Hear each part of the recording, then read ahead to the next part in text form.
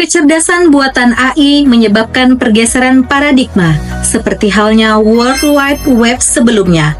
Berbagai industri menggunakan AI untuk melaksanakan berbagai tugas, termasuk layanan pelanggan, dukungan teknis, periklanan, dan diagnosis medis. AI dapat menjalankan layanan ini dengan efisien, efektif, dan sepanjang waktu. AI dapat melakukan tugas rutin yang mengikuti prosedur, standar, dan semakin banyak juga tugas-tugas yang membutuhkan penilaian. Beberapa aplikasi AI bahkan dapat dilatih untuk merespons situasi dengan fleksibilitas. Diperkuat dengan teknologi lain seperti big data dan komputasi awan. AI diharapkan menjadi sesuatu yang besar yang membantu perusahaan menciptakan nilai dan mengurangi biaya. Survei Edelman Ltd menemukan bahwa 91% eksekutif teknologi dan 84% masyarakat umum percaya bahwa AI akan menjadi pusat revolusi teknologi berikutnya. Meskipun AI bermanfaat bagi bisnis, beberapa orang khawatir bahwa teknologi ini mengancam stabilitas pekerjaan.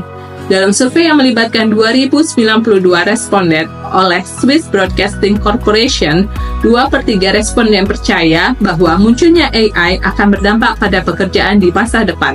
Di antara responden, hanya 9% petani dan 1/4 eksekutif senior yang yakin bahwa pekerjaan mereka tidak akan terpengaruh oleh AI.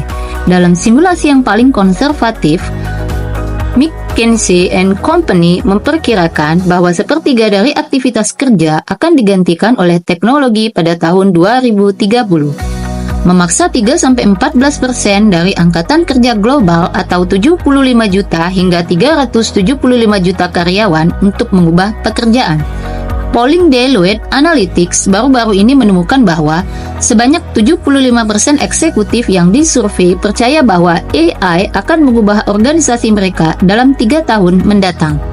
Dalam studi lain yang dilakukan di 32 negara, Organisasi Kerjasama dan Pembangunan Ekonomi atau OECD memperkirakan bahwa hanya sekitar 14% pekerjaan yang beresiko tinggi, atau yaitu memiliki probabilitas lebih dari 70% terhadap otomatisasi. Namun, jumlah kehilangan pekerjaan yang diproyeksikan oleh OECD sekitar 66 juta, masih signifikan. Namun, mungkin masih terlalu dini untuk pesimis tentang pasar kerja di era AI.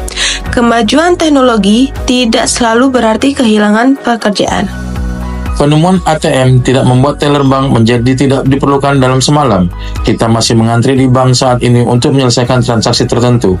Alih-alih mengakhiri peran teller bank, ATM telah membebaskan mereka dari tugas-tugas monoton dan berulang untuk fokus pada tantangan yang berguna dan dinamis.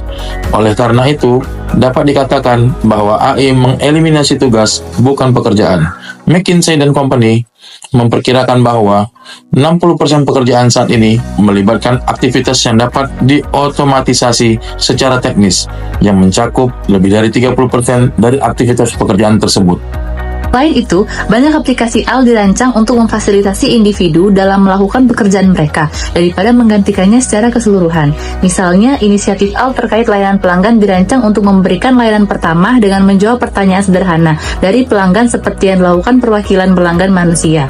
Tetapi, kasus yang sulit masih membutuhkan campur tangan manusia. Meskipun beberapa aplikasi AI cukup pintar untuk menulis berita atau program komputer, tujuannya adalah membebaskan petugas hubungan masyarakat dan programmer dari tugas-tugas sederhana tetapi membosankan untuk bekerja pada tugas-tugas yang lebih kompleks dan bernilai tinggi. Kolaborasi manusia-mesin diharapkan menghasilkan hasil yang optimal. Studi McKinsey & Company terhadap data historis juga menemukan bahwa meskipun gelombang teknologi baru memang menghilangkan beberapa pekerjaan di satu sisi, mereka juga menciptakan pekerjaan baru di sisi lainnya.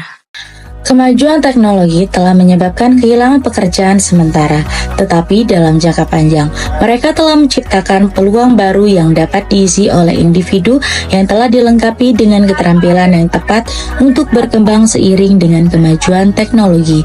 Dalam survei Edelman, 68% eksekutif teknologi dan 60% populasi umum setuju bahwa AI pada awalnya dapat menyebabkan kehilangan pekerjaan, tetapi pada akhirnya akan menciptakan lebih banyak pekerjaan.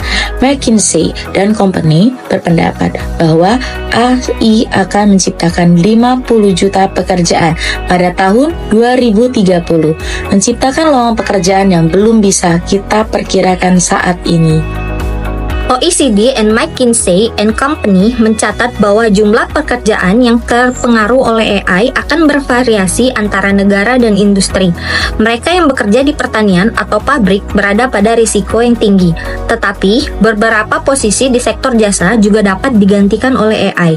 Pekerjaan-pekerjaan ini membutuhkan tingkat pendidikan yang relatif rendah. Semakin tinggi tingkat pendidikan yang dibutuhkan untuk suatu pekerjaan, semakin aman pekerjaan tersebut dari ancaman penggantian AI.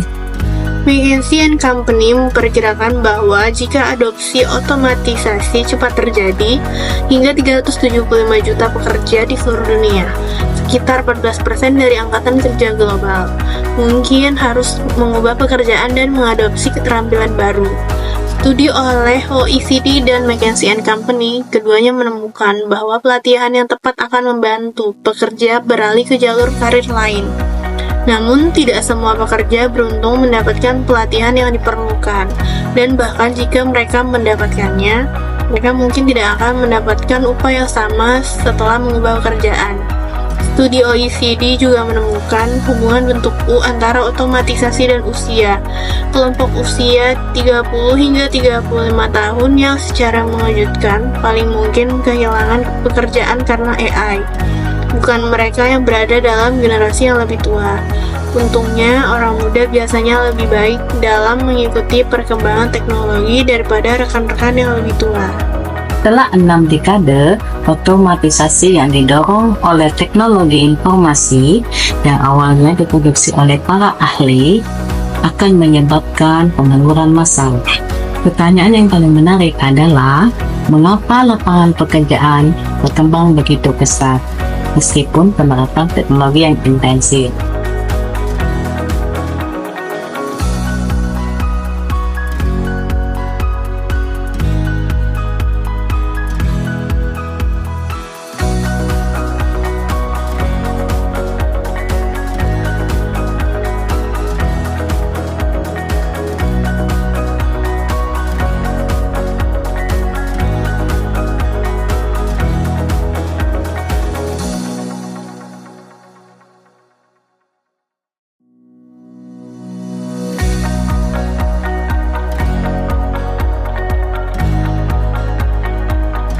Demikianlah studi kasus ini kami sampaikan. Semoga dari kita pelajari studi kasus ini dapat bermanfaat bagi kita semua. Akhir kata, kami dari kelompok 3 mengucapkan wabillahi taufiq wal hidayah. Wassalamualaikum warahmatullahi wabarakatuh.